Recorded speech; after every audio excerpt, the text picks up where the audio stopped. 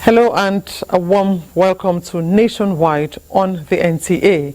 I am Ifoma Ojinta. President Bola Ahmed Tinubu and the All Progressives Congress closed their cases in the petition filed by Labour Party and its presidential candidate Peter Obi, challenging the declaration and return of President Tinubu during the 2023 presidential election. Olabode Arewa reports that this was after tendering 18 exhibits and calling only one witness to give evidence. Senate Majority Leader Senator Okpeyemi Bamidele. Among documents tendered by the APC and President Tinubu are February 3, 2003 letter from late Inspector General of Police Tafa Balogun to the U.S. Embassy requesting information about the then Lagos State Governor Bola Tinubu. U.S. Embassy's response: President Tinubu's educational records obtained from the Chicago State University, data pages of President Tinubu's Nigerian passports, the U.S. visa pages on his passports, copies of Labour Party's list of members from Anambra State, and the list of candidates is fielded during the 2023 elections. In his witness, Senate Majority Leader Okpeyemi Bamidele, who was the only witness for President Tinubu, told the court that Form E68 result sheets from Kano State showed that Tinubu's votes recorded a shortfall of 10,929. He said, having been a long-time associate of Tinubu, he could confirm his Nigerian nationality, who did not have a criminal conviction either in the USA or anywhere else. The APC having closed its case, the court has ordered parties to abide by the stipulated dates for filing their processes before they could be invited for their final written addresses. APC, in its defense, says Peter Obi's membership of the Labour Party was invalid, as this allegedly violated Section 77 of the Electoral Act, which stipulated 30 days before a primary as the latest date for a party to submit its register of members to INEC. And to legislative matters, the Senate will henceforth hold plenary sitting 3 days per week, as against the adjusted 2 days before the outbreak of COVID-19. President of the Senate, Godswill Akpabio, said this during plenary Tuesday, following a point of order from Senator Eyinaya Abaribe. Senate standing rule provides that it shall meet on Tuesdays, Wednesdays and Thursdays from 10 a.m. to 2 p.m. In another development, Senate has, in response to a motion from Senator Benga Daniel and Senator Umar Sadiq Suleiman, suggested preventive and mitigating measures against flooding across the country. Meanwhile, the House of Representatives has urged the federal government to initiate a coordinated joint security operation that will address recurring cases of banditry in affected parts of the country. This follows several motions bordering on insecurity moved by members of the House. National Assembly correspondent Mitari Ikpen reports that the House at Wednesday's plenary also resolved to investigate alleged employment racketeering in federal ministries, departments and agencies, as well as the controversy of alleged manipulation of JAMB results involving a candidate, Ms. Mesoma Ejikeme. The national chairman of the All Progressives Congress APC, Abdullahi Adamu, is assuring Nigerians that the governing party will provide purposeful leadership in line with the renewed hope mantra of the Tinubu administration for economic prosperity of the country. Senator Adamu said this in Lafia when he met with the National State's Governor Abdullahi Sule. Aliu Tijani reports. Chairman of APC, Senator Abdullahi Adamu, is in Lafia to felicitate with Governor Abdullahi Sule on the peaceful celebration of Eid al-Kabir. But beyond the felicitation, APC national chairman tasked governors under the platform of the party to deliver good governance to the electorate in line with the manifesto of the party. Governor Abdullahi Sule assures Senator Adamu that his administration is on track to consolidate on the gains recorded so far in the last 4 years. Similarly, traditional rulers in the state met with Governor Abdullahi Sule, where they urge him to resolve leadership crisis in the State House of Assembly. Advise His Excellency the Governor to do all that he can within his power to ensure that peace is returned to the House of Assembly of the state, and that a leadership emerges out of the House of Assembly of the state, so that each arm of government will perform its function. While applauding the relative peace in the state, the royal fathers pledged to work in synergy with the state government to sustain the existing peace. In Lafia, Aliyu Tijani, NTA News. Some political commentators have questioned the motive of the European Union Election Observer Mission's final report on the 2023 general elections. Discussing the EU report on 2023 general elections on Good Morning Nigeria, the guest had issues with the timing of the release of the report. Ekemini Williams has details.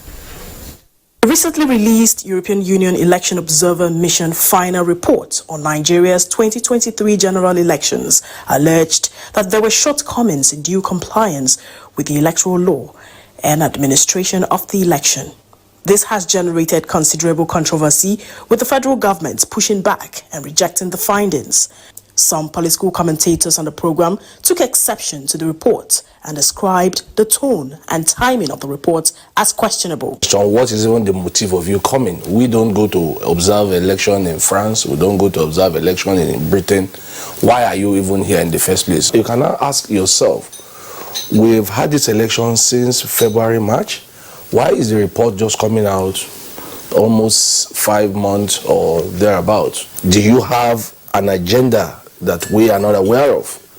So those are some of the things you begin to ask yourself. What will need to happen is to first make a general statement for me, which is why the election observation? Why are you coming? What is the driving motive for you to always about?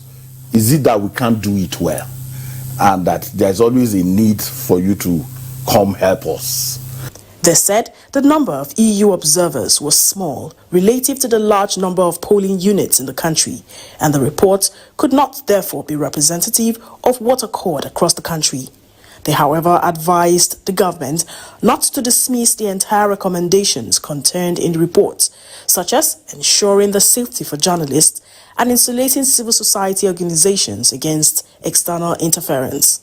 When look at their own parameters, what they said, that there is substantial compliance with the processes, 90% compliance. Just maybe some of the infringements, the imperfection, less than 9%. Nowhere. You can't go to Europe, for example, set the same standard. They don't even open their doors to election observers. The political commentators were of the opinion that Nigeria's electoral process has improved over the years. In Abuja, Ekemini Williams, NTA News. The FCT administration has vowed to prosecute the contractor of the collapsed 4-story building in Life Camp Extension. FCTA Permanent Secretary Olushade Adeshola said this when inspecting the scene of the incident. Onoze Yakubu has the details. FCTA Permanent Secretary Olushade Adeshola says the collapsed building is the repercussion of ignoring the professional advice of the consultant as well as that of the administration, and promised to prosecute the erring contractor. We were just informed that instructions and notices were served. Stop work. Even the consultant site advised that no further construction work will be done on this site. Mr. Permanent Secretary, sir, you will notice that this is a very massive building, and if not for the support of all the stakeholders, especially the FCDA, who have given us all the equipment plus the equipment used by development control, we wouldn't have finished this operation by now. The Director of Development Control Department, Mukhtar Galadima, reveals that preliminary investigation shows that when the contractor commenced the project, there were observations made by the site engineers. More along the line, in the course of development, there were some alterations, and the building was asked to stop until those modifications are integrated in the design. So he was asked to stop. In fact, a test was conducted to determine the integrity of the structure. The consultant advised him personally that please don't do anything on the site, because if you do anything, it's going to collapse.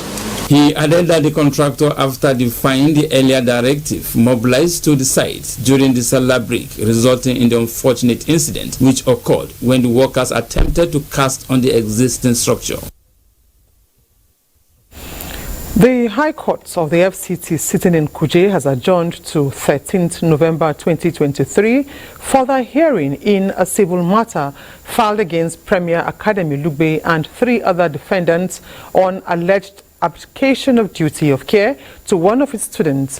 Justice Chinyere Elewo gave the order at the resumed hearing of the suits filed against the school for negligence and care of a minor in its custody. Judiciary correspondent Miriam Emeka-Amadi reports. Vivian Vihemga Abba, a civil servant, on 25th November 2022 filed a suit against Premier Academy Lugbe and 3 other defendants, Grace Salami, Olusegun Adesomi, and Chris Akinsowo, for negligence of duty and lack of care that led to the alleged rape, leading to the eventual death of our daughter, Karen Hapuch Abba. When the matter was called up for hearing, the defendants were not in court. The judge, Justice Chinyere Elewo, ordered for the cross-examination and hearing of the plaintiff, Vivian Abba. Examination in chief led by the plaintiff's counsel, Uzoma Aneto. She was asked if she would recognize the suit she filed and defendants by their names. She responded in the affirmative. In paragraph 35 of her witness statement of oath, she acknowledged the audio report containing the voice recording of a conversation she had with the Premier Academy matron, Grace Salami, the 3rd defendant, and one Olusegun Adesomi, when they visited the hospital where she was with her late daughter Karen on 21st June 2021. She equally adopted her witness statement on oath, urging the court to adopt it as her evidence. Abba pleaded with the court to look into the prayers for justice, as it has been 2 years of lamentation and heartbreak since the death of her only daughter, Karen. The plaintiff counsel tendered all the documents in evidence which the court admitted as exhibits in the suit. This matter has lingered for so long, and I remember on the last date of adjournment where she sat in court, she said if this matter doesn't go on, that she will likely strike it out. So it was obvious that today we just had to go on. In the absence of the defense counsel in court, the registrar told the court that the defense counsel called that he will not be in court. Miriam Emeka-Amadi, NTA News. Time now to join Adiola in our Lagos Network Center for trending stories from that zone. Hello, Adiola. Leveraging on the precision of its maritime domain awareness capability, known as Falcon Eyes, the Nigerian Navy is reaffirming that the nation's waterways is no longer a safe haven for perpetrating illegal acts. And in demonstrating this resolve, the Nigerian Navy ship Beecraft, through its technological-driven platform, has intercepted more than 10,000 kilograms of cannabis sativa with street value running into billions of naira. Michael Olaleye reports.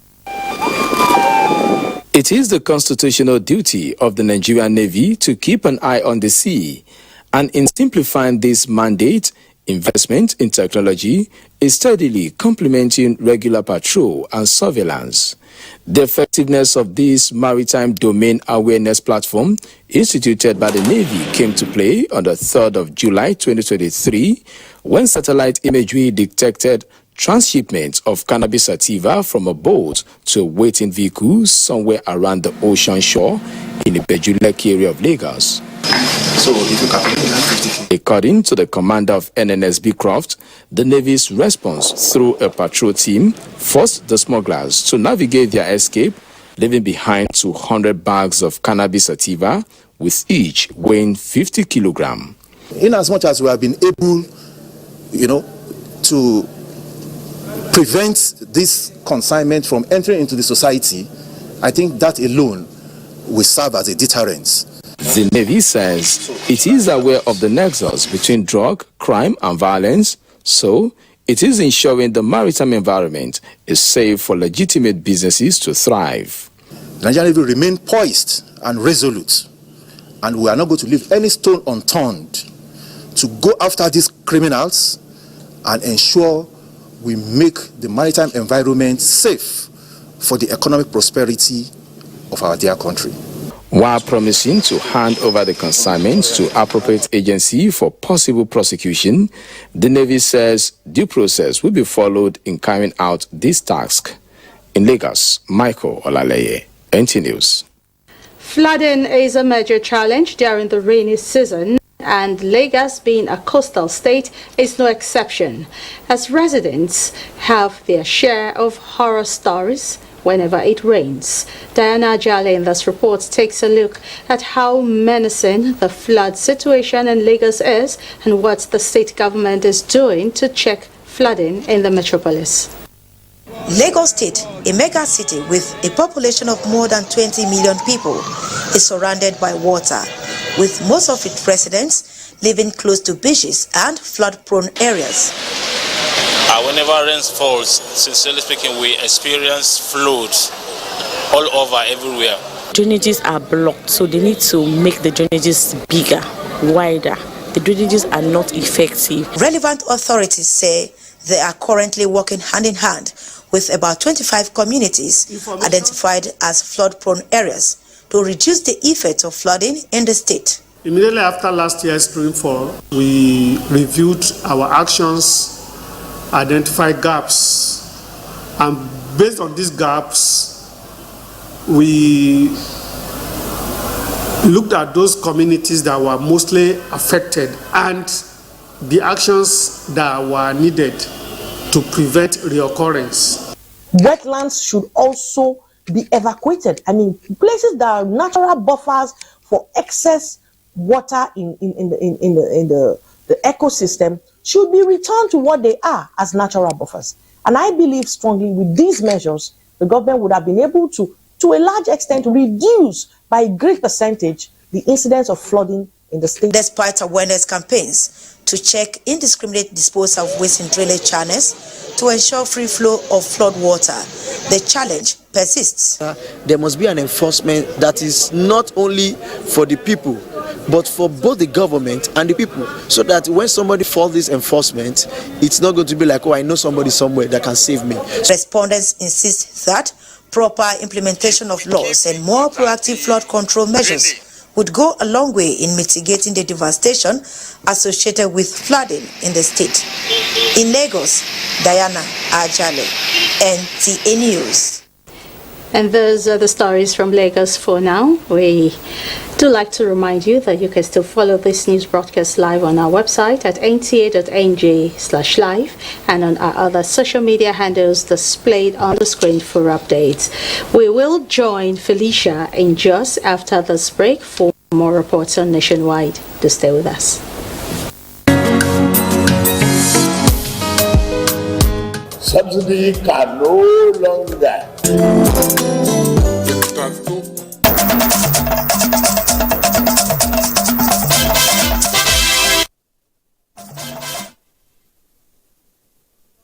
On to Nationwide on the network service of the NTA. Welcome to JOS. The Inspector General of Police, Kayode Egbetokun, has approved 2 mobile units in Plateau State to beef up security. The Police Public Relations Officer, DSP Alfred Alabo, disclosed this and more in an interview with Mary Domtour. Following recent attacks in some communities in Plateau State, the command says they are doing all they can to ensure that peace returns to all troubled areas in the state. The Inspector General of Police have graciously approved additional 2 mobile units to Plateau State to ensure that the peace that the previous deployment have enabled us to bring to the Plateau will be sustained. So we want to assure the general public that all is well. The PPRO revealed that through the combined efforts of the officers and special units, the force has arrested some suspects of the kidnap of the University of Jos students who are in police custody. More communities are forming security committees like the Commissioner of Police, CP Bartholomew Namyo-Eka, PSC Daga, advise in some of our meetings with our communities. So more sensitization will be carried out from our side. The command calls on members of the public to be more vigilant and report every suspicious movement to the police for prompt action. In Jos, Mary Replong Domtur, NTA News. Away from security to judicial matters, hearing continues at the Plateau State Governorship Election Petition Tribunal in a case filed by the All Progressives Congress and its governorship candidate, Nentawe Yilwada, against the People's Democratic Party, the Independent National Electoral Commission, and Governor Caleb Mutfwang. Caleb Gochin reports. Proceedings was characterized by more witnesses identifying their petitions and corresponding documents sought to be brought before the tribunal. What seems to have played out differently on this day was that more of the duplicate copies of results in contention by the petitioners were admitted without objection from counsel to the respondents, having mentioned them in petitioners' statements. Attempts by one of the witnesses to amend one of the paragraphs in his statement was rejected by the tribunal based on the fact that respondents' counsel say they have joined issues with the said statement on oath. It was indeed a big task for the petitioners' witnesses who tried to information contained in some of the documents in evidence, as the respondents' counsel had their searchlight on what they perceived to be areas they could get back at their petitioners. Most of the allegations at the sitting were those of overvoting in some areas of Jos North and Jos South local government areas. In Jos, Caleb Gochin, NTA News. Those are the stories from here. Informa is back to you in Abuja for more on Nationwide.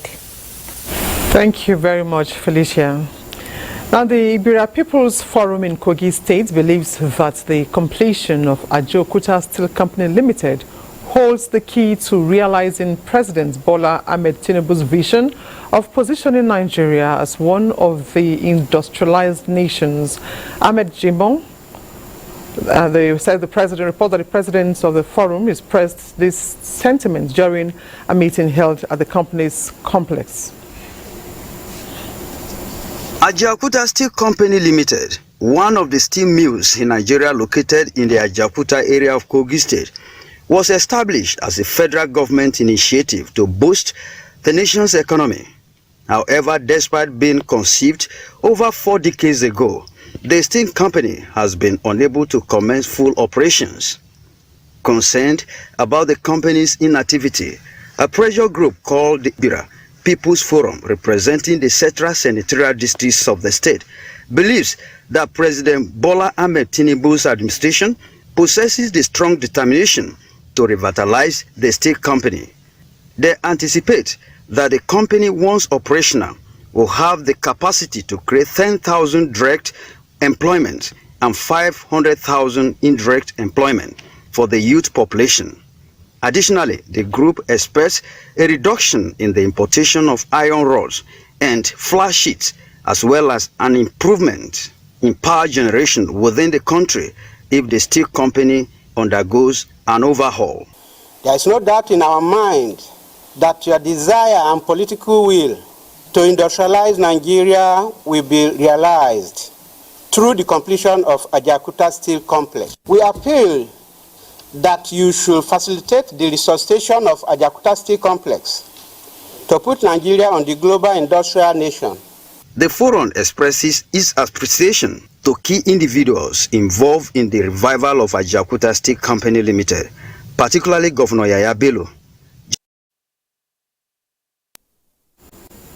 Traditional rulers in Nigeria have expressed unrelenting commitment to safeguarding the health of the people from vaccine-preventable diseases, with particular focus on routine immunization and other primary health care services.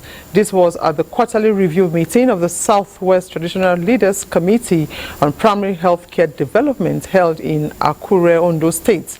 Abiola Ario reports. The foundation of a functional healthcare delivery system lies in its primary healthcare services, as it serves as the first point of contact in assessing healthcare and plays a crucial role in disease prevention. Between January and June 2023, available records indicate that a total of 189,310 children in the Southwest Zone lack access to or were never reached by routine immunization, while about 30,280 children out of this figure are from Ondo State. This is why the National Primary Healthcare Development Agency is meeting with the Traditional Rulers Committee in the Southwest to brainstorm on how to bridge the gap and devise strategies to tackle the challenges facing the primary healthcare system in the zone. The priority is making sure that we also reduce the number of women and children dying from preventable causes. Nigeria needs to leave that infamous group of countries where it is dangerous to be a pregnant woman. We are working very closely with federal government agencies for us to know that beyond our traditional roles, we have many other roles to play to make life better for our people. Primary health care is very, very essential to our children. The acting governor of Ondo State, Lucky Ayedatiwa, commended efforts of the federal government so far, while re-emphasizing the commitment of the present administration in prioritizing healthcare service delivery in the state. In Akure, Abiola Ario, NTA News. Return of normalcy has provided stimulus for a significant number of people within Maiduguri, the Borno State capital, and outskirts to engage in massive farming activities this rainy season. To relieve their hardship and transportation difficulties occasioned by petrol subsidy removal, Borno State Governor Babagana Umara Zulum released 80 buses and pickup vehicles to convey farmers to their fields. Abubakar Musa reports that this will enhance food security and their livelihoods. To reduce high cost of living caused by withdrawal of fuel subsidy, Governor Babagana Umara deemed it necessary to release 80 buses and pick-up vans for free transportation of farmers from their communities to farmlands. The 80 means of transport will comprise 50 luxurious buses to be allocated from the fleet of the Borno Express Corporation, a state-owned transport company, while the state 30 pick-up vans will be hired and provided by the state government. According to the governor, the intervention is purposely to support farmers, as thousands of them have gathered and their numbers can reach up to 100,000 due to the removal of fuel subsidy, which, although has a long-term benefit, cost of transportation has increased. Borno State government, he added, decided to provide 50 buses and 30 pick-up vans to convey farmers to their farmlands this rainy season. Buses are provided, and then 30 other commercial vehicles and tricycles will be provided by the Borno State government. While addressing thousands of farmers, Governor Zulum urged them to cooperate with soldiers, police, and other security agencies deployed to roads to protect citizens, including farmers who go to outskirts to access their farmlands. The governor was emphatic on the need for farmers to give maximum support and cooperation to the Nigeria military, stressing that they have been deployed to protect them. Zulum expressed gratitude to the military for their sacrifices in protecting the citizenry of Borno, which is now enabling farming activities across the state. In Maiduguri, Abubakar Musa, NTA News. The Hydroelectric Power Producing Areas Development Commission has reiterated its commitment towards the welfare of communities affected by its operations. The Managing Director, Alhaji Abubakar Sadiq Yelwa, gave the assurance while leading a team of experts on an inspection of ongoing rehabilitation and expansion of Yauri Water Scheme. Abdullahi Umaru Ilalu reports. Yauri in Kebbi and New Busa in Niger State are two major settlements completely relocated to give way for construction of the Yauri Dam. The two settlements were promised electricity and potable water, but with the expansion in population, the existing facilities can no longer serve the towns. Hyperdeck as a mandate is therefore intervening to bridge the gap by supporting the communities with social infrastructures depending on their immediate needs. We will have over 4 million cubic meter that is going to be sufficient to meet the demand of the community. The Hyperdeck chief executive said the project, if completed, will address increase in some waterborne diseases occasioned by the lack of good potable water in Yelwa town. The message is for them to take this project as their own and pay the dues required, the monthly dues for the consumption of the water given to them. The project covers total rehabilitation of the intake point with the state-of-the-art dry pumps, treatment plant, expansion of reticulation pipes, additional supply points, and rehabilitation of staff quarters and office accommodation. Abdullah Umar Ilalu. Ibadan Network Center is next on our lineup, and Ifeoluwa is our guide. Ibadan. The Army Day Celebration 2023, which coincides with 160 years existence of the Nigerian Army, has been described as unique. The Chief of Army Staff, Major General Taoreed Lagbaja, stated this during a visit to the Oyo State Governor and Olubadan of Ibadan land in continuation of the celebration. Correspondent Oyinka Omole reports. The first port of call on arrival of the Chief of Army Staff, Major General Taoreed Lagbaja, to the Pacesetter State was the office of the State Governor, Seyi Makinde. We will always be thankful to the Nigerian Army, especially the 2nd Division in Ibadan. Major General Lagbaja highlighted the strong collaboration between the Army and the state in maintaining peace and security. Not only to operate within the rules of engagements and the code of conduct, but they will be responsive to the weight of expectations and the yearnings of the ordinary Nigerians. The 23rd Chief of Army Staff thereafter headed to the palace of Olubadan of Ibadan land, Oba Dr. Lekan Balogun Okumade II. I want to pledge the readiness and continued support of the Nigerian Army at ensuring peace, orderliness and stability, not only in Ibadan land, but also in the entire Oyo State and beyond. The Olubadan of Ibadan land gave his royal blessings. Activities lined up for Army Day Celebration 2023 continue in Ibadan. Oyeyinka Omole, NTA News. The University College Hospital Ibadan has been applauded for our well-structured infrastructure, professionalism including staff welfareism and excellent service delivery. The commendation was as a result of the unscheduled visits by the Permanent Secretary, Federal Ministry of Health, Mr. Funsho Adebiyi, to UCH Ibadan. Rafi Animashan Badmus has details. The visit availed him the opportunity to inspect facilities in the hospital, such as CT and mammogram suite, main theatre suite, West 3 ward, private suite, accident and emergency ward, ongoing accident and emergency extension and oxygen plant. Engineer Debi said it is important stakeholders in medical field to look inward and address the causes of brain drain as it is affecting most government hospitals. We have gone around the world, and I must confess that UCH appears or is the first in the country and surprisingly, they have sustained that first position.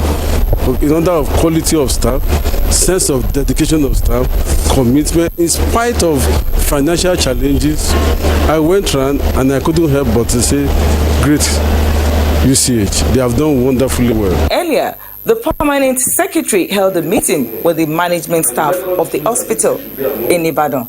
Rofia Animation Badmos, NTA News. That's it from Ibadan. Nationwide continues in Sokoto with Asmao after this break.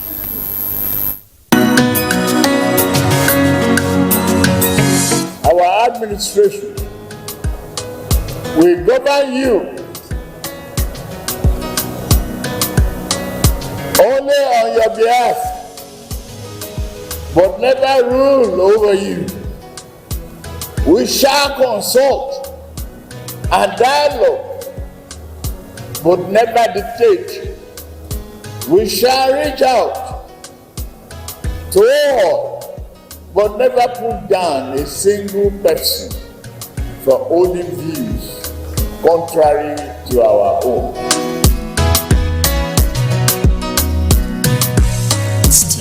Your skill is key to your professional growth in the competitive broadcast media industry. Take advantage of the following programs specially packaged by NTA Television College Jos to upgrade your skill. Drama Production Workshop. Date 3rd July to 21st July 2023. 3 weeks. Intermediate Online News Reporting Skills. Date 24th July to 11th August 2023. 3 weeks. The course fee for the 2-week course is 120,000 Naira, while the fee for the 3-week course is 150,000 Naira only. Accommodation inclusive. All courses will hold at NTA Television College near Old Government House, Rayfield, Jos. For further inquiries, please call 0803-079-5335 or 0806-980-9807. NTA Television College Jos, training you to be the best you want to be. Registrar Announcer. We must all join hands to work hard so that we build a country for our grandchildren.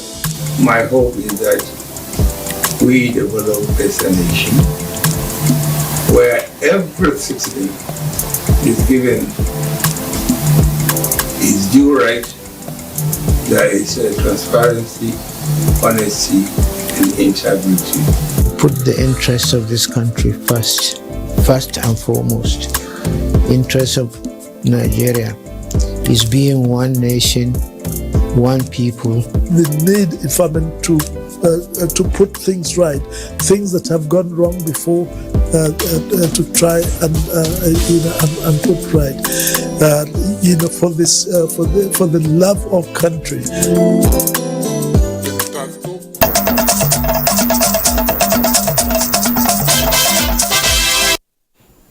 You're welcome back.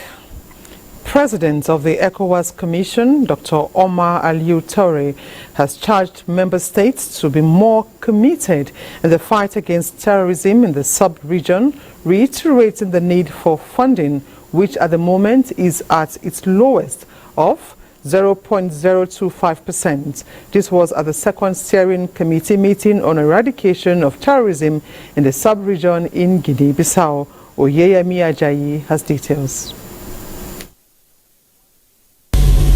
21st December 2019 was actually the watershed for the 2020-2024 Regional Action Plan to eradicate terrorism in the West African sub-region.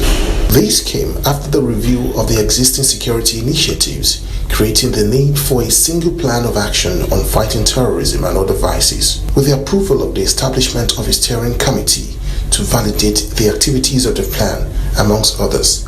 This explained the purpose of this second steering committee meeting. In attendance are Nigeria's permanent secretaries of Foreign Affairs and Defense, alongside ministers from other countries in the sub-region, to review how far the initiative has fostered peace in the sub-region. Since your inaugural meeting, the security situation in the region has worsened, as well as the growing instability and fragility facing the region. There is the intensity and spread of terrorist acts, particularly to coastal countries like Côte d'Ivoire, Benin and Togo.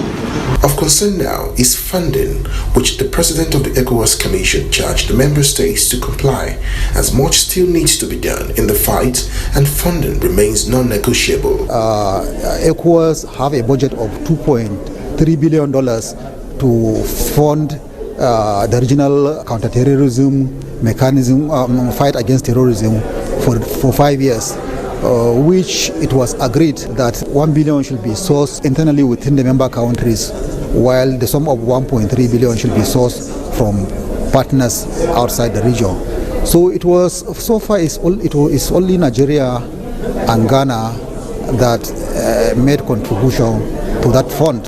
In line with the mandate of the steering committee, the meeting is meant to be twice a year, which is every 6 months, as defined by the Council of Ministers, and the ECOWAS Commission is expected to make presentations on activities on 8 priority areas from the action plan. From Guinea-Bissau, Oyeyemi Ajayi, NTA News. Now, the river Niger crosses through several states, pouring into the Atlantic. This river, like other natural ecosystems, holds the promise of thriving tourist economy. Our next report is a memo set on the Bosphorus, the sea straits along which Europe meets Asia, an example of how nature can become national treasure. Onange Fineface is the author of this memo. Istanbul, Turkey's largest city. A reservoir of culture and history. One city, one nation, situate on 2 continents, straddling Europe and Asia across the Bosphorus Straits. Every wave a chapter of history, of the strait that brings the Black Sea through the Sea of Marmara to the oceans of the world.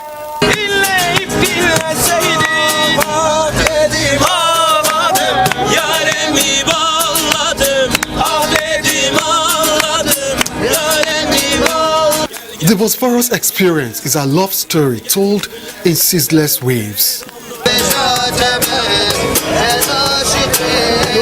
This canal, like the Suez Canal, it works a lot. Every day, about less than 200 big carriage ships pass that bridge. A tourist delight, home to curious souls from far and near. It is a natural beauty, as it is a lesson for visitors. They know what they have here in their country and they're making good use of it, especially when it comes to tourism, which is actually expanding. And I think this could be something that the Gambia could do, owing to the fact that it is one of the most exotic tourism attraction places in Africa, or to say. A visit to Istanbul, Turkey, naturally would not be complete without an experience of the Bosphorus, the famous point where Asia meets Europe in the same country. I'm standing in Europe now, and just across this water is Asia. And I've been reading about it, I've been seeing videos of this place, and I'm fortunate to be here now. It's really interesting. I've heard things said about the Bosphorus. I've actually seen the Bosphorus from a distance. But this cruise ship, Liverpool Magic, gives me the opportunity to take an actual ride on the Bosphorus.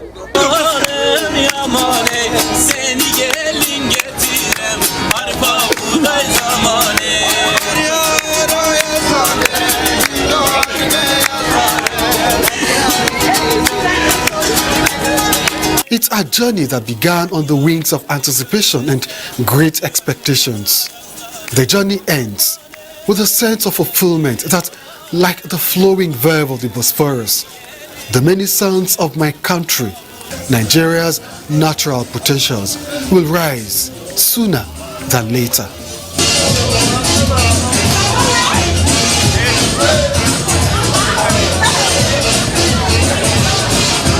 Onange Fineface, NTA News.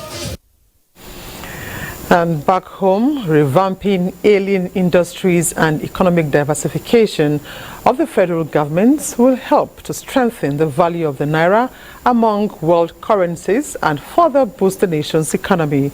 These were the views of experts and stakeholders as they proffer solutions to reviving the alien sector in the country.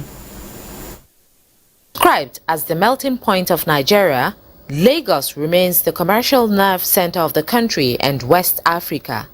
This is attributed to the commercial beehive the state is reputed for.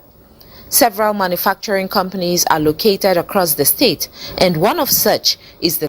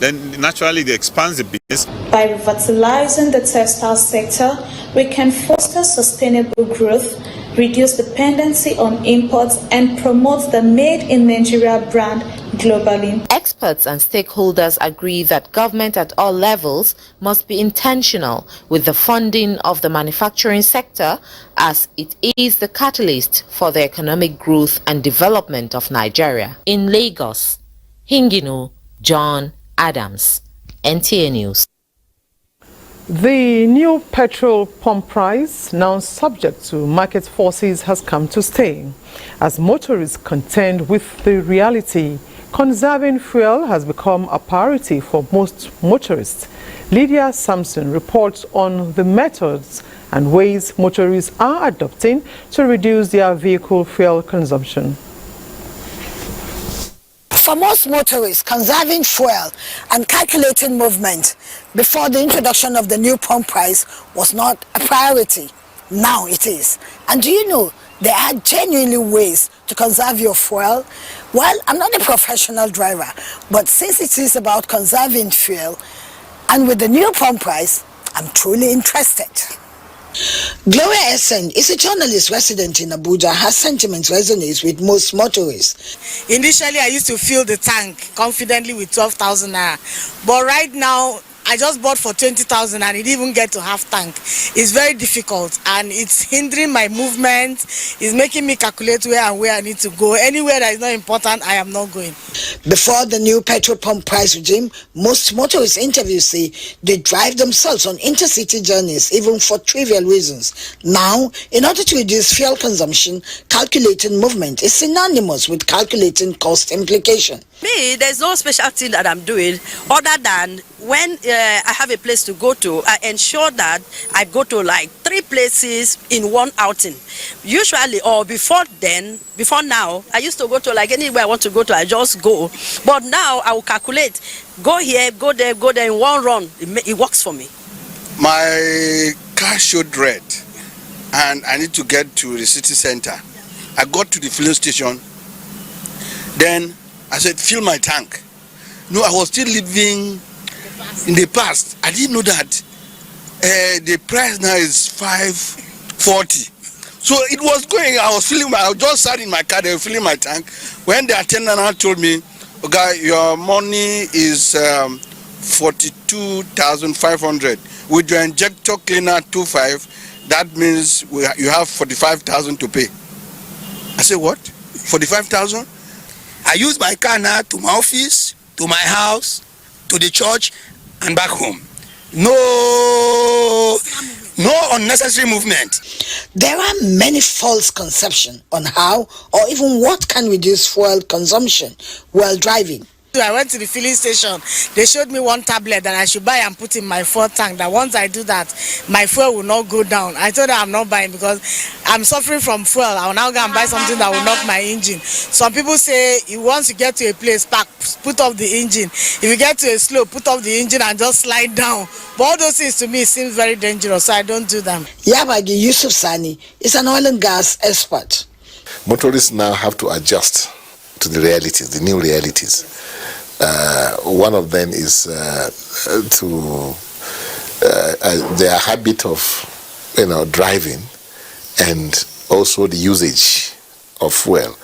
It has to be adapted to the new realities. What do I mean? You now need to maintain your vehicles properly so that the engine will run efficiently. You also will avoid a situation where, the idle time, is prolonged, so that you don't just consume fuel unnecessarily. For taxi drivers whose livelihood depends on driving, they say increasing transportation is the only way they can reduce the impact of the new petrol pump price. The motorists say though movements with their cars are restricted to conserve fuel, they are more disciplined in the face of the new reality. In Abuja, Lydia Samson, NTA News. The Secretary to the Government of the Federation, Senator George Akume, on behalf of the federal government, mourns the death of the first Federal Capital Territory Minister, Chief Mobolaji Ajoshe Adeogun. He was aged 96. Chief Adeogun was appointed the first FCT Minister under General Murtala Mohammed regime and was charged with the responsibility of drawing up the Abuja Master Plan. In a condolence letter, the SGF describes the late former minister as a technocrat, a boardroom guru, entrepreneur, oil magnate, and most of all, an initiator of developmental projects in the country. He commiserates with the government and people of Lagos State, his immediate family, and prays God to grant the soul of the departed eternal repose. And on that note, we conclude Nationwide for today. We thank you so much for being part of it. I am Ifeoma Ojinta. Bye for now.